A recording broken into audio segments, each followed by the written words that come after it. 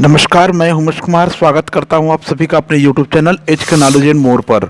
आज मैं बहुत ही महत्वपूर्ण टॉपिक के बारे में चर्चा करने जा रहा हूं। स्टरलाइजेशन के इनफर्टिलाइजेशन के बारे में बात करूंगा, जो स्टरलाइजेशन प्रक्रिया के द्वारा किया जाता है, मतलब शुद्धिकरण के बाद किया जाता है। एक ऐसी प्रक्रिया है जिसमें उर्वरता को ख़त्म कर दी जाती है, मतलब वहाँ पर प्रजनन की क्रिया के पश्चात होने वाली फर्टिलाइजेशन की क्रिया पर रोक लगा दी जाती है। जी, आप सही समझ रहे हैं। मैं बात करने वाला हूँ वैसेक्टोमी और ट्यूबेक्टोमी के बारे में, इनफर्टिलाइजेशन के बारे में बात करने वाला हूँ, इनफर्टिलाइजेशन के बारे में बात करने वाला हूँ। ये जो इनफर्टिलाइजेशन प्रक्रिया है, इसमें इसको हम लोग शल्य क्रिया विधि या बंध्यकरण भी कहते हैं हिंदी में।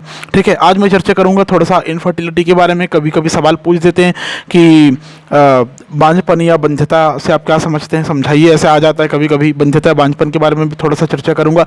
और मैं बात करूंगा असिस्टेड रिप्रोडक्टिव टेक्नोलॉजीज के बारे में। असिस्टेड टेक्नोलॉजी कहने का मतलब है सहायक प्रजनन तकनीक, सहायक प्रजनन तकनीक, असिस्टेड रिप्रोडक्टिव टेक्नोलॉजीज के बारे में बात करूंगा। ठीक है, इसमें मैं थोड़ा सा आपका ध्यान लेके जाऊंगा टेस्ट ट्यूब बेबीज की तरफ। ठीक है, तो चलिए शुरू करते हैं इस वीडियो को। और शुरू करने से पहले ये कहना चाहूँगा कि अगर वीडियो अच्छा लगता है, पसंद आता है, तो वीडियो को प्लीज़ लाइक करें। और अगर चैनल पर पहली बार आए हैं तो प्लीज़ चैनल को सब्सक्राइब करना ना भूलें, ताकि आपको आने वाले वीडियो की जानकारी तुरंत और त्वरित मिल जाए। चलिए शुरू करते हैं वीडियो वैसेक्टोमी और ट्यूबेक्टोमी के बारे में। अभी भी मैंने कहा था कि जो ऑपरेशन की एक प्रक्रिया होती है, शल्य प्रक्रिया होती है, जिसमें इनफर्टिलाइजेशन किया जाता है, बंध्यकरण किया जाता है। ठीक है, ये जो प्रक्रिया है उन लोगों को सुझाई जाती है जिनको आगे गर्भावस्था नहीं चाहिए रहता है, प्रेगनेंसी नहीं चाहिए रहता है। ठीक है, स्थायी रूप में से अपनाना चाहते हैं उन दंपति के लिए ज़्यादा कारगर होता है। ठीक है, कभी कभी क्या होता है, पुरुष या स्त्री में से कोई एक ही इस प्रकार की एक्टिविटीज़ को कराने में दिलचस्पी लेते हैं। दोनों बहुत कम ही कराते हैं, दोनों करा लेते हैं और अच्छी बात है, लेकिन दोनों नहीं कराते। कभी कभी ऐसा देखने को मिलता है कि एक फैमिली में केवल एक फीमेल या एक मेल में ही इस प्रकार की एक्टिविटीज़ देखने को मिल सकती है आपको। ठीक है, तो ऑपरेशन की क्रिया के द्वारा, ऑपरेशन की प्रक्रिया के द्वारा जो गैमेट का परिवहन रहता है, पहले समझ लीजिए कि वैसेक्टोमी और ट्यूबेक्टोमी का सारांश क्या है, उसका समरी क्या है, मेन पॉइंट क्या है उसका। ठीक है, इस प्रक्रिया के द्वारा, इनफर्टिलाइजेशन प्रक्रिया के द्वारा ऑपरेशन करके या शल्य क्रिया करके, ठीक है ना, गैमेट के ट्रांसमिशन को रोक दिया जाता है, या उसके ट्रांसडक्शन या संवहन संचार को रोक दिया जाता है। फलस्वरूप प्रेग्नेंट नहीं हो पाती, प्रेगनेंसी नहीं हो पाती उस दौरान। क्लियर है। अब ये कैसे होता है, इसको दो भागों में बांटा गया है। मैंने पिछले वीडियो में चर्चा किया था वैसेक्टोमी, वास डिफरेंस ये होता है मेल में।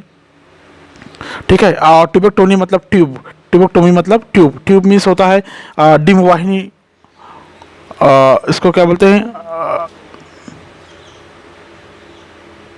अगर आपको याद होगा तो ओविडक्ट बोलते हैं इसको। क्या बोलते हैं, ओविडक्ट। इसमें वास डिफरेंस आता है, वैस डिफरेंस आता है जो मेल में होता है। इसमें ओविडक्ट आता है जो कि फीमेल में होता है। किस में होता है, फीमेल में होता है। क्लियर है, इस शब्द से आप समझ सकते हैं इसको कि इसमें क्या हो सकता है। तो पहले बात करूंगा वैसेक्टोमी के बारे में। वैसेक्टोमी की प्रक्रिया के लिए आपको उसी स्ट्रक्चर में जाना पड़ेगा। ठीक है, उस स्ट्रक्चर का नाम आपको याद होगा। मैंने वहाँ पर आपको इस टेस्टिस की स्ट्रक्चर बताया था। टेस्टिस की स्ट्रक्चर के बाद में टेस्टिस के स्ट्रक्चर कुछ इस प्रकार से ऐसा आपने बनाए थे, अगर आपको याद होगा तो। और ये आता है इधर के यूट्रस, किसमें, यहाँ पर एक ये यूरिनरी ब्लडर होता है। यहाँ पर यूरिनरी ब्लडर के अंदर आपको आता हुआ दिखाई देगा। तो ये नलिका हो गया, जिसको अभी भी मैंने नाम दिया वाल्व डिफरेंस बोला। शुक्रवाहिका बोलते हैं इसको। क्या बोलते हैं, शुक्रवाहिका। इस प्रकार से आती है और जिस मार्ग में खुलती है, यूरेथ्रा वाले मार्ग में खुलती है ये। ठीक है, इस जगह पर आके सीधे इस मार्ग में खुल जाती है। इस मार्ग का नाम क्या है, इस मार्ग में क्या क्या है, यहाँ पर प्रोस्टेट ग्लैंड होता है, आपने देखे होंगे वहाँ पर। ठीक है, प्रोस्टेट ग्लैंड है। यहाँ पर एक और ग्लैंड होता है, काउपर्स ग्लैंड होता है, एटसेट्रा। ये काउपर्स ग्लैंड, प्रोस्टेट ग्लैंड, ऐसा दो ग्लैंड मिलता है यहाँ पर।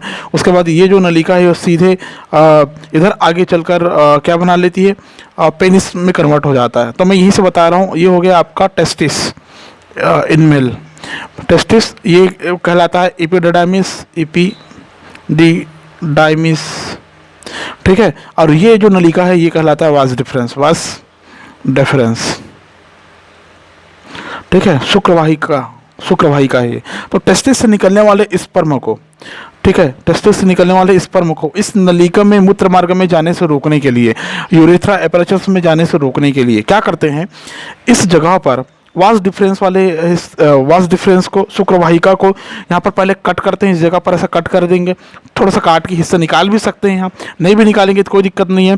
यहाँ पर कट करके क्या करते हैं, इसको ऐसे ही इसी जगह पर इस प्रकार से ऐसे करके यहाँ पर बांध देते हैं इसको। ठीक है, यहाँ पर इसको सब बांध दी जाती है। ठीक है, यहाँ पर इस प्रकार से इसको बांध दी जाती है, यहाँ पर भी इसको बांध देते हैं। ठीक है, अब बांधने से क्या होता है, ये जो स्पेस है, ये खत्म हो जाता है। ये स्पेस क्या हो जाता है, खत्म हो जाता है, मतलब स्पर्मा का जो मार्ग है वो मार्ग अवरुद्ध हो जाता है। फलस्वरूप स्पर्म क्या होता है, वास डिफरेंस के द्वारा ही अवशोषित कर ली जाती है। प्रजनन की प्रक्रिया होने के बाद, इंटरकोर्स मीटिंग प्रक्रिया होने के बाद भी ये जो स्पर्मा है जो टेस्टिस से निकली हुई है, वास डिफरेंस से जाती जरूर है, लेकिन जहाँ पर कटा हुआ है वहीं तक जाके रुक जाती है और बाद में वास डिफरेंस के द्वारा ही उसको अवशोषित कर ली जाती है। ठीक है, इस प्रक्रिया में क्या होता है, अगर ये यूरेथ्रा मार्ग तक नहीं जा रहे हैं, मतलब जान लीजिए कि प्रजनन की प्रक्रिया के दौरान स्पर्म यूरेथ्रा मार्ग से वेजाइना तक नहीं जा पाएगा, ओवम के साथ में फ्यूज नहीं हो पाएगा, जिससे प्रेगनेंसी की संभावनाएं टोटली खत्म हो जाएंगी। ये एक स्थायी उपचार है, एक बार ये प्रक्रिया करने के बाद में दोबारा इसको पुरानी स्थिति में लाना संभव नहीं है, याद रखेंगे आप लोग। ठीक है, तो ये होता है वैसेक्टोमी, जो अभी मैंने कहा वैसेक्टोमी। ठीक है, याद रखिए, वास डिफरेंस को काटकर बांध दिया जाता है। ठीक है, इसको पुरुष नसबंदी के नाम से भी जानते हैं, आप लोग को पता होगा, नसबंदी सुने होंगे आप लोग, पुरुष नसबंदी के नाम से भी जानते हैं। क्लियर है, शुक्रवाहिका में चीरा मारकर या काटकर उसको निकाल दिए, हमने बांध दिए। अब इससे क्या होगा, स्पर्म जो होगा आगे यूरेथ्रा मार्ग में नहीं जाएगा। ठीक है, यहाँ पर यूरिनरी ब्लैडर था, आपको पता है, बाकी स्ट्रक्चर बताने की जरूरत नहीं है, ये शायद समझ गए होंगे आप। ठीक है, दूसरा आता है ट्यूबेक्टोमी। ट्यूबेक्टोमी का मतलब होता है, मैंने बताया था अभी, ओविडक्ट, फीमेल की ओविडक्ट को काटकर बांध दिया जाता है। ठीक है, इसके लिए भी स्ट्रक्चर आप लोगों ने देखे थे, वॉल स्ट्रक्चर जिसको कहते हैं हम लोग female reproductive organ, internal organ of female reproductive organ. तो इस प्रकार का स्ट्रक्चर याद आ रहा होगा अगर आपको, तो आप देख सकते हैं। ठीक है, कुछ याद आया, यहाँ पर ऐसा फिंगर लाइक प्रोजेक्शन होता है। ठीक है, ये होता है, ये इस प्रकार का यूट्रस, ये ऐसा यूट्रस, और इधर आगे जाके क्या होगा, वेजाइना होगा। ये है ओवरी, ये है ओविडक्ट। ठीक है, और ये ये जो ओविडक्ट है, आपको पता है कि जो क्या बोलते हैं इसको, यहाँ पर ये वाले जो स्ट्रक्चर है ना, ये अंदर का, ये पूरा स्ट्रक्चर यूट्रस कहलाता है। ये क्या है, यूट्रस। ठीक है, तो इस स्ट्रक्चर में देखिए ध्यान से आप। ठीक है, मैंने एक ही पोर्शन यहाँ पर शो किया है। इस स्ट्रक्चर में क्या होता है, ये जो प्रक्रिया मैंने बताया है आपको, ये दोनों तरफ के टेस्टिस में होता है, याद रखेंगे ना, एक तरफ के में नहीं होता, दोनों तरफ के टेस्टिस में होगा। ठीक, ऐसे ही इसमें भी दोनों ओविडक्ट में होगा, दोनों तरफ राइट और लेफ्ट के ओवरी के ओविडक्ट में होगा ये प्रक्रिया।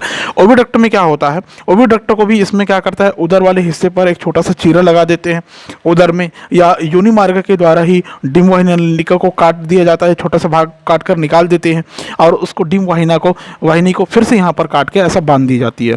ठीक है, इसको यहीं से अलग करके बांध देते हैं। मैं इसको अलग से अंडरलाइन कर देता हूँ, ये ऐसा। ठीक है, ये हो गया। ठीक है, और ये नलिका इधर आ गई, ये ऐसा। ठीक है, अब क्या हो गया, यहाँ पर बिल्कुल टाइट कर देंगे, ऐसा बांध दिए इसको। ठीक है, यहाँ पर भी ऐसा बांध दिए इसको। क्लियर है, बांधने से क्या होगा, यहाँ पर इसका कनेक्शन खत्म। यहाँ पर इधर से अगर ओवम निकल के यूट्रस की तरफ अगर आएगा, गर्भाशय की तरफ आएगा, तो जा नहीं पाएगा। यहाँ पर एक बैरियर हो जाता है, एक अवरुद्ध हो जाता है, मार्ग अवरुद्ध हो जाता है, क्योंकि हमने पहले ही ओविडक्ट को कट करके बांध दिया है। ठीक है, बांधने से क्या होता है, ओवम आगे जा नहीं पाती, कहाँ नहीं जा पाती, यूट्रस की तरफ नहीं जा पाती। फलस्वरूप जो इंटरकोर्स के दौरान जो यहाँ पर स्पर्म आई हुई रहती है, वो स्पर्म इससे फ्यूज नहीं हो पाते। ठीक है, ओवम यहाँ पर जो आएगा आने वाला रहता है, वो नहीं आ पाता। फलस्वरूप अगर स्पर्म आ भी जाता है तो इस दौरान उसमें फ्यूज़न या संलयन नहीं होता। फ्यूज़न या संलयन नहीं होता का मतलब होता है कि वो समय प्रेगनेंसी से बच जाते हैं या गर्भाधान की प्रक्रिया से बच जाते हैं। इसको महिला नसबंदी के नाम से जाना गया। इस स्थिति में भी पुरानी स्थिति में लाने की गुंजाइश बहुत कम होती है, याद रखना आप लोग। एक बार हो गया मतलब परमानेंट हो गया, ऐसा होता है। ठीक है, समझ गए होंगे आप लोग। ये कहलाता है ट्यूबेक्टोमी कहलाता है। तो अच्छे से याद रख लेना, अच्छे से तैयार कर लेना, इसको एग्जाम में पूछा जा सकता है। ठीक है, अलग अलग कंटेंट के रूप में पूछा जा सकता है, इसकी तैयारी आप अच्छे से कर लेना। ठीक है, अब मैं बात करता हूँ इनफर्टिलिटी के बारे में। इनफर्टिलिटी के लिए एक काम करते हैं। इनफर्टिलिटी क्या होता है? इनफर्टिलिटी का मतलब होता है बंध्यता या बांझपन बोलते हैं इनफर्टिलिटी। आपने सुने होंगे कई दंपति ऐसे होते हैं कि लगातार 1-2 वर्ष तक असुरक्षित अगर इंटरकोर्स करता है, असुरक्षित समूह की प्रक्रिया करता है, उसके बाद भी संतानोत्पत्ति में सफल नहीं हो पाते। ठीक है, तो उस प्रक्रिया को इनफर्टिलिटी या बंध्यता या बांझपन कहते हैं। मतलब बिना किसी साधन के, बिना किसी उपकरण के वो लगातार इंटरकोर्स कर रहा है, लगातार समूह की प्रक्रिया कर रही है, मटिंग प्रोसेस कर रही है, तब भी अगर वो संतानोत्पत्ति में सफल नहीं है तो इस प्रकार की स्थिति को इनफर्टिलिटी कहा जाता है। इससे कई कारण हो सकते हैं, जैसे शारीरिक भी हो सकता है, जन्मजात भी हो सकता है, कोई रोग व्याधि होगा तब भी हो सकता है, कोई औषधि का प्रभाव भी हो सकता है, इम्यून सिस्टम और इम्यून सिस्टम का जो प्रतिरक्षात्मक प्रभाव है वो भी हो सकता है, और साइकोलॉजी भी हो सकता है इसके लिए। ठीक है, समझ में आया? इसे ही हम बंध्यता और बांझपन कहते हैं। इसको 2 भागों में बांटा जाता है, प्राथमिक और द्वितीयक। ठीक है, क्या किस में बांटा जाता है? प्राथमिक और द्वितीयक। एक होता है प्राइमरी और दूसरा होता है सेकेंडरी। प्राइमरी और सेकेंडरी कहने का तात्पर्य होता है जो प्राइमरी स्टेरिलिटी वाले व्यक्ति या पुरुष या स्त्री जो होती है इसमें कभी गर्भधारण नहीं कर पाते। मतलब इस प्रकार के कंडीशन में वो कभी भी प्रेगनेंसी को नहीं प्राप्त करेगा, मतलब प्रेगनेंसी नहीं होगी वहाँ पर। और सेकेंडरी में क्या होता है? द्वितीयक बंध्यता जो किसी भी प्रकार के रोग से ग्रसित है, कई व्याधि से ग्रसित है, तो वो रोगियों में होती है जो पूर्व में गर्भवती हुई थी परंतु बाद में उनमें गर्भधारण नहीं होता। मतलब पहले प्रेग्नेंट हो गई रहती है लेकिन बाद में प्रेग्नेंट नहीं हो पाते। प्रेग्नेंट पहले हो जाती है फर्स्ट में, लेकिन बाद में और अगर होना हो और अगर उनको बच्चे की ज़रूरत पड़ती है तो उस दौरान यहाँ पर प्रेगनेंसी नहीं हो पाती, प्रेगनेंसी नहीं हो पाती, सेकंड में नहीं हो पाएगी, ये नहीं हो पाएगी, याद रखेंगे। तो ये होता है सेकेंडरी। ठीक है, तो अब इनफर्टिलिटी की बात कर रहे हैं तो ये फीमेल और मेल दोनों में होगी। किस में होगी? फीमेल और मेल दोनों में होगी। तो फीमेल और मेल दोनों में कैसे होगी देख लीजिए इसको। इनफर्टिलिटी मेल की बात करें अगर हम लोग, इनफर्टिलिटी इन मैन, मेल ऐसा बोलेंगे।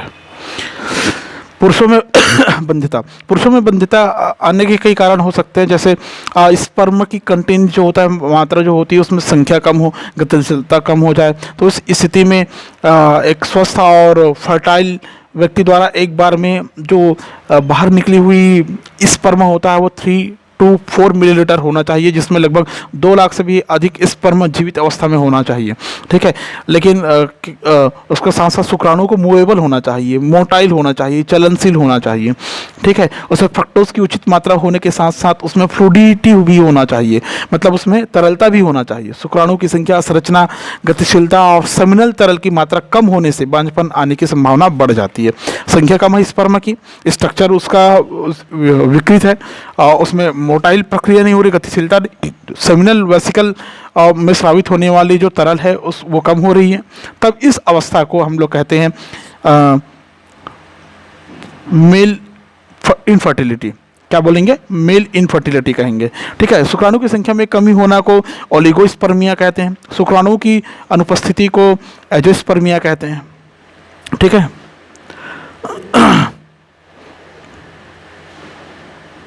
स्पर्म की कमी को, मिनिमम लेवल ऑफ स्पर्म को हम लोग क्या कहेंगे? ओलिगोस्पर्मिया। और अगर फीमेल में हो गई, मेल में ही अगर स्पर्म अब्सेंट है तो इस स्थिति को कहते हैं एजोस्पर्मिया। क्या बोलेंगे? एजोस्पर्मिया कहते हैं।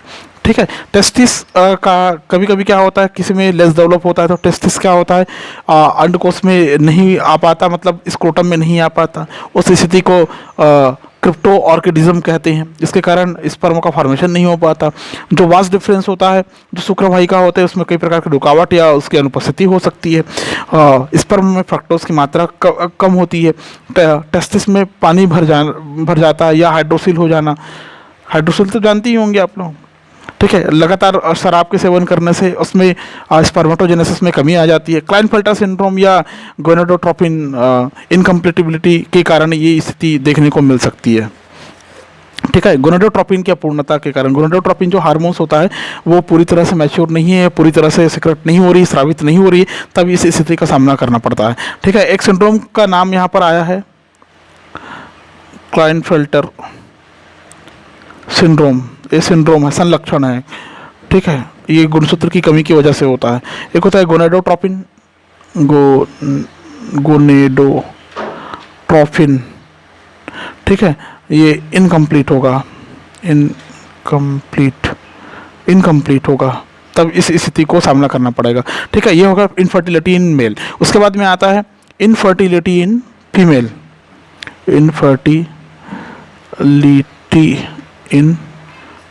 इनफर्टिलिटी इन फीमेल, ठीक है। मादा में किस प्रकार का हो सकता है, स्त्री में किस प्रकार का हो सकता है, ठीक है। जिसमें कुछ स्पेशल नाम इस प्रकार से आते हैं, जैसे हाइपोथैलेमो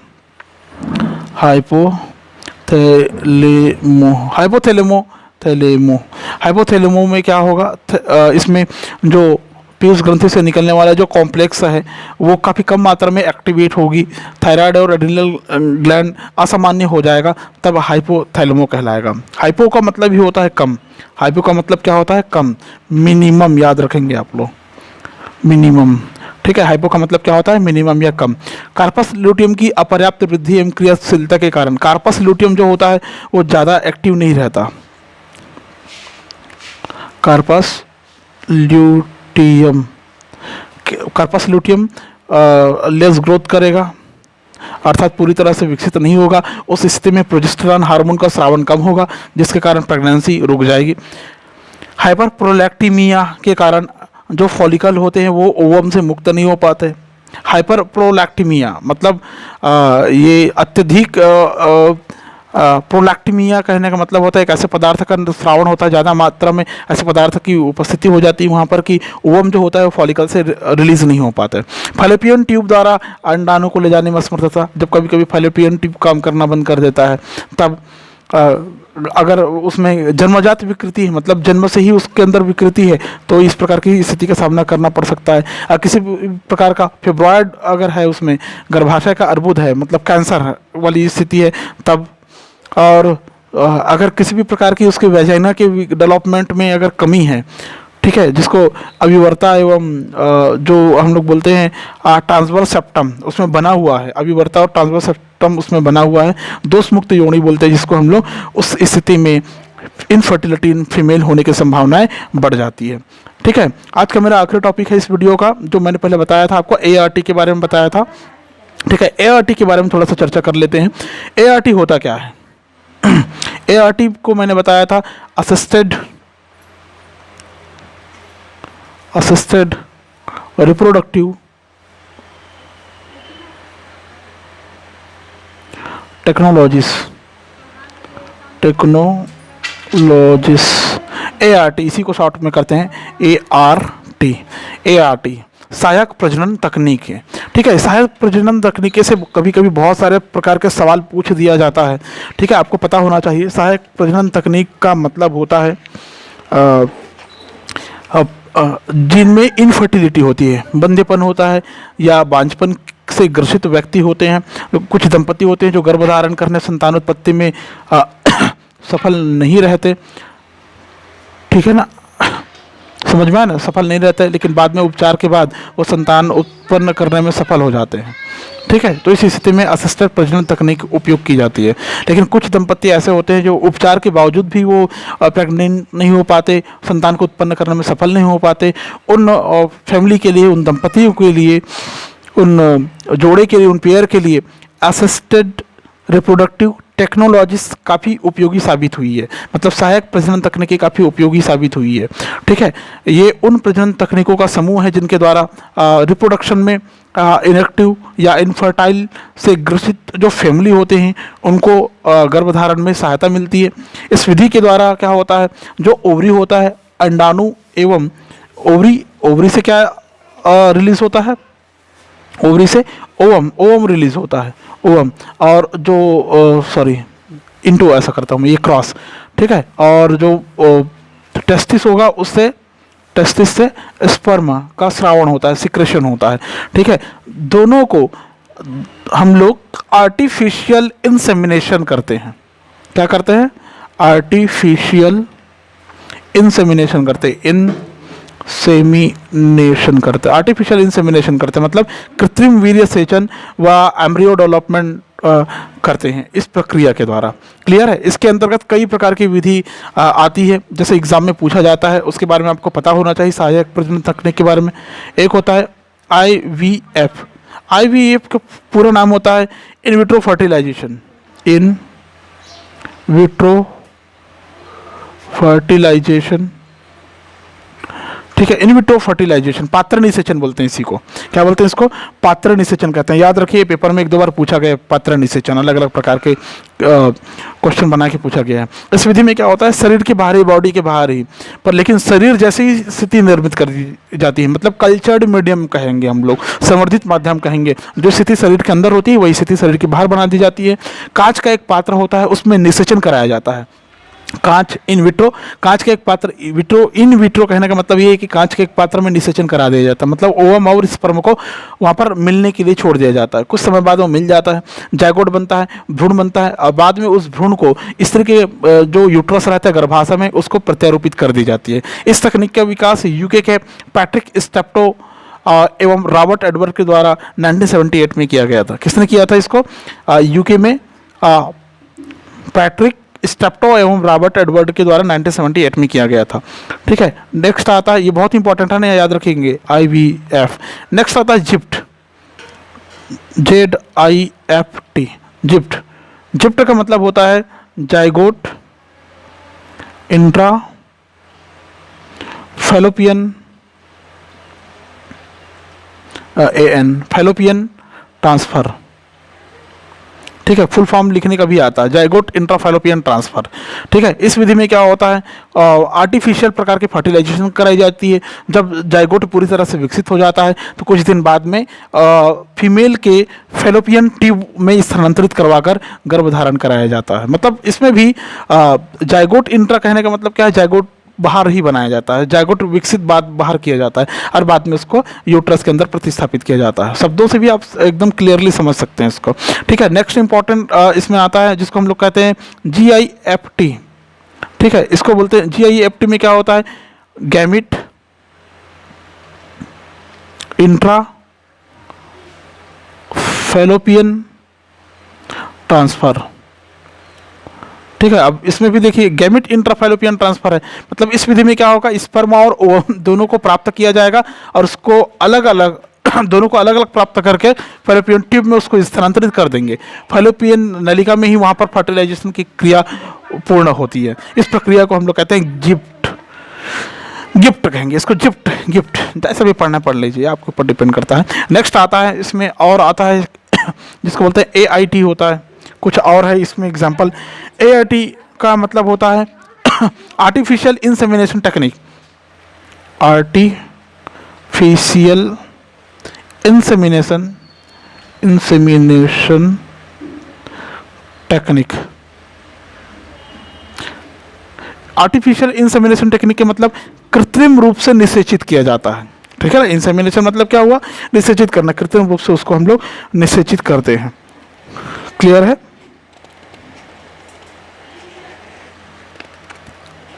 एक होता है इसमें IUT होता है। नेक्स्ट IUT का फुल फॉर्म होता है, इसको बोलते हैं intra uterine transfer.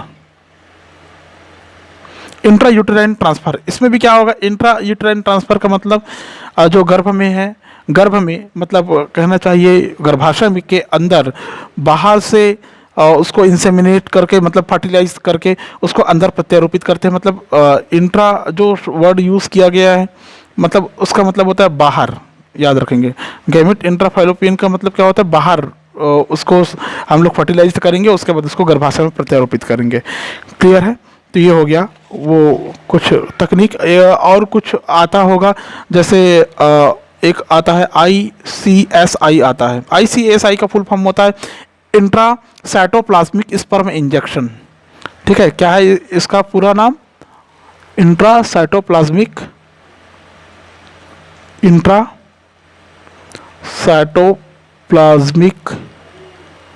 Sperm injection, sperm injection मतलब बाहर से स्पर्म को इंजेक्शन के थ्रू गर्भाशय तक पहुंचाया जाता है, ये इस प्रक्रिया में। ठीक है, एक और प्रक्रिया आप देख लीजिए, IT मतलब होता है इंट्रा यूटेराइन इंसेमिनेशन। मतलब इसमें भी क्या होगा, गर्भाशय के बाहर क्या बोलते हैं उसको, निषेचन की प्रक्रिया संपन्न कराई जाएगी। ठीक है, और इसी से रिलेटेड एक बहुत महत्वपूर्ण टॉपिक आता है टेस्ट ट्यूब बेबी। आप लोग देखे होंगे टेस्ट ट्यूब बेबी, काफ़ी एडवर्टाइजमेंट चलता है। टेस्ट ट्यूब बेबी का काफ़ी एडवर्टाइजमेंट चलता है। आपको पता है कि कई महिलाएं ऐसी होती है जो गर्भधारण करने में सक्षम नहीं होते, उनको ये सलाह दी जाती है कि टेस्ट बेबी के द्वारा आप बच्चे प्राप्त कर सकते हैं। ठीक है, उनमें क्रियाशील एक का फॉर्मेशन होता है। टेस्ट बेबी में क्या होता है, जो महिला है जो गर्भधारण करने में सक्षम नहीं है, क्षमता नहीं पाई जाती, उनमें क्रियाशील एक का फॉर्मेशन होता है, एक का निर्माण होता है। उन महिलाओं के लिए संतान प्राप्त करने के लिए टेस्ट ट्यूब बेबी ये काफ़ी कारगर है। इस तकनीक के द्वारा ऐसी महिला के जो ओवरी होता है वहाँ से अंडाशय से किसको निकालकर, ओवम या अंडाणु को निकालकर, अंडाशय या अंडनली से ओवम को सावधानी पूर्वक निकाला जाता है। उसको उसी स्थिति में प्रयोगशाला में रख दिया जाता है, अजर्मित स्थिति बोलते हैं, मतलब उसी प्रकार को प्रिजर्व कर दिया जाता है जैसे वहाँ से निकाला गया, उसी अवस्था में रख देते हैं। अब बाद में क्या करते हैं, परखनली या कोई वाच ग्लास लेकर उसमें कृत्रिम आर्टिफिशियल फर्टिलाइजेशन कराते हैं। ठीक है ना, उसके पति के द्वारा, उसके हस्बैंड के द्वारा स्पर्म दिया जाता है। और एक क्या बोले अभी मैंने कहा पेट्रिडिस या परखनली में ये प्रक्रिया कराई जाएगी। परखनली या पेट्रिडिस में प्रक्रिया कराई जाती है। ठीक है, यहाँ पर क्या होगा, स्पर्म प्लस ओवम, यहाँ पर भी स्पर्म प्लस ओवम हो सकता है, ये पेट्रिडिस और ये परखनली। इसमें क्या कराई जाती है, इसमें निषेचन कराई जाती है। निषेचन होने के पश्चात जब उसमें कोशिका विभाजन होता है, ब्लास्टोमियर्स का निर्माण हो जाता है, ब्लास्टोसिस्ट निर्माण हो जाता है। ठीक है, कोशिका विभाजन शुरू हो जाती है, कहने का मतलब एक जायगोट बन जाता है। जायगोट में कोशिका विभाजन कंप्लीट हो जाती है, तब छोटे से भ्रूण बन जाता है। उस भ्रूण को, एम्ब्रियो को फिर से स्त्री के यूट्रस में डाल दी जाती है, उसको इंजेक्ट कर दिया जाता है, गर्भाशय के अंदर पहुंचा दी जाती है कृत्रिम विधियों के द्वारा। यह विकसित होकर शिशु का निर्माण कर देता है। इस विधि द्वारा उत्पन्न शिशु को ही टेस्ट ट्यूब बेबी के नाम से जाना गया। ये अभी काफ़ी चल रहा है, काफ़ी चलन में, काफ़ी कारगर विधि है, याद रखेंगे आप लोग। क्लियर है? तो इस चैप्टर में जितना भी कंटेंट मैंने आपको तैयार कराया है, मैंने जो बताया है उसको बहुत अच्छे से आप लोग तैयार कर लीजिए। पेपर में बहुत सारे कंटेंट अलग अलग प्रकार से पूछा जाता है, सभी इंपॉर्टेंट है, अच्छे से तैयारी कर लीजिए। वीडियो पसंद आया तो प्लीज़ वीडियो को लाइक करें। वीडियो पर पहली बार आए हैं आप, चैनल पर पहली बार आज आए हैं तो प्लीज़ चैनल को सब्सक्राइब करना ना भूलें, ताकि आगे आने वाले वीडियो को जानकारी आपको तुरंत मिल जाए। ठीक है, आज के लिए बस इतना ही। नेक्स्ट वीडियो फिर से लेके आऊँगा। Thank you.